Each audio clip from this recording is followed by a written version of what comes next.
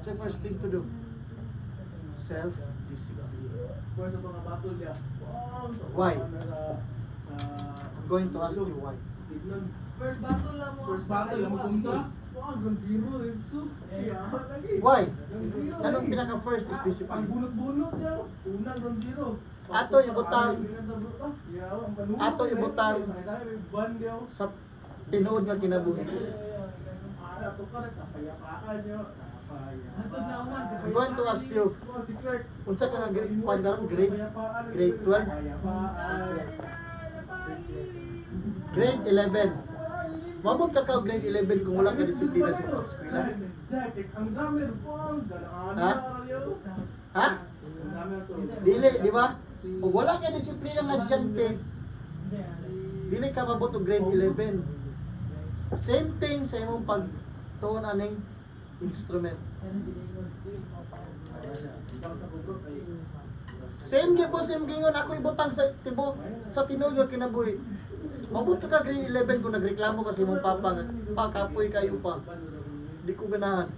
Mabot ka grade 11? Mabot ka dili. Dili, di ba? For sure, di ka mabot og grade 11 pag win ka kapoy. Di ba? Di ka mabot ana. Same gyapon na sa instrument. Dili nimo na makuha ang second step sa imong sa imong journey sa pag-drums kung wa ka disiplina. First thing to do is discipline yourself. Kung saan nasa sunod sa discipline yourself, ang imong pag-antos sa pagtuon, dedicated. Same thing yapon sa imuha pag-eskwela. Kung dili ka dedicated din, you will not reach grade 11. Diba? Same thing yapon diri sa instrument. But you're so lucky. Tagahan kag challenge sa imong dad to get that fucking iPhone 16. Pero tagahan ka nag-task. Why?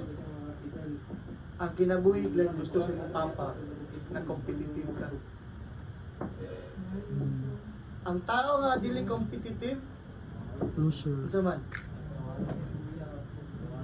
Not loser, pero Unsa man? Losers. not loser, pero Paminaw, Glenn. mag-behind ka. Uy, paminaw.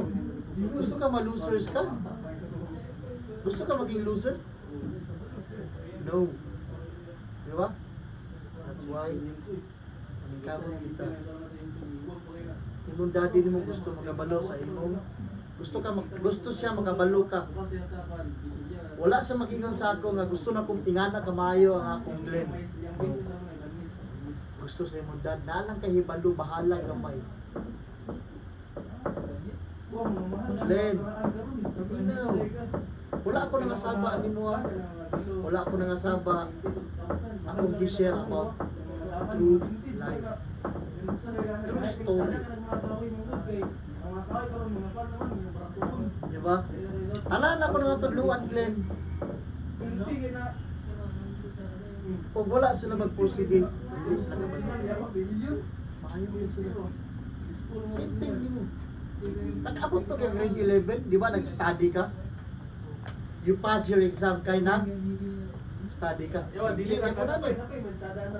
You will pass the level 1 if mag-study og pursige. Di ba? Lahi man ang istorya ng Glenn nga gusto ko mo drums. Sa akong una-una. Gusto na ko madunggan sa imo. I want to learn drums sa imong una-una, especially butang mo sa imo. Diya nimo makuha mo dedicate. Imong well dedicate nimo sa imo. Dili na tanan grade Glenn. Now nimo na dagan kayo bright boys, bright babies. Pero losers sa ilang kinabuhi. Minaw Glenn. Tagahatakaog ka ng bitang path bitaw na imong gusto na ko madunggan imo nga wala pa rin madunggan sukat-sukat. Gusto na ko ingon nga na, ba ingon nga na mo sa katao. Wala pong masaba ni mo Glenn. Nag-share ko sa knowledge sa life.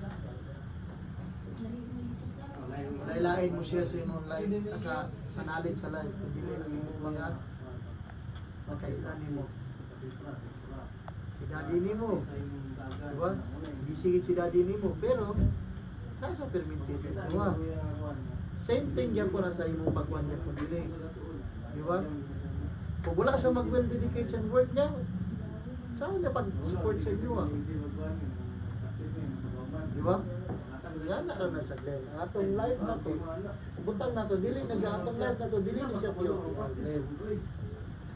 No rewind, no fast forward. You have to face the consequence every day. Whether you like it or not. That's why God made challenges every day for us to move up.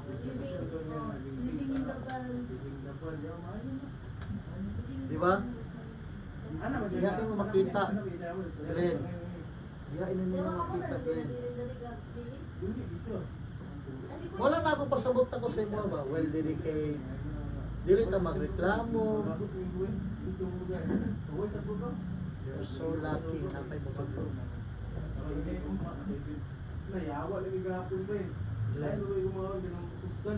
You're so lucky na may motor. Yes, wala ka gipugos. Pero gusto na ko balo ko. May balo ka kay bright boy ka.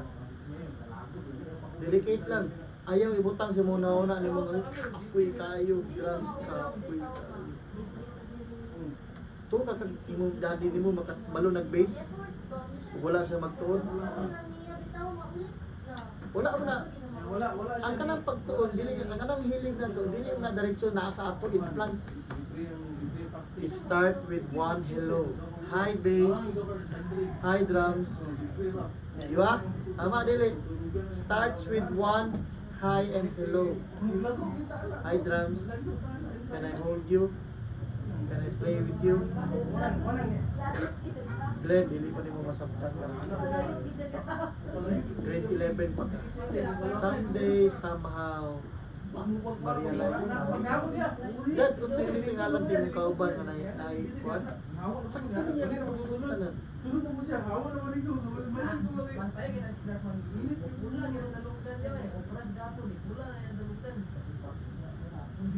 Diba?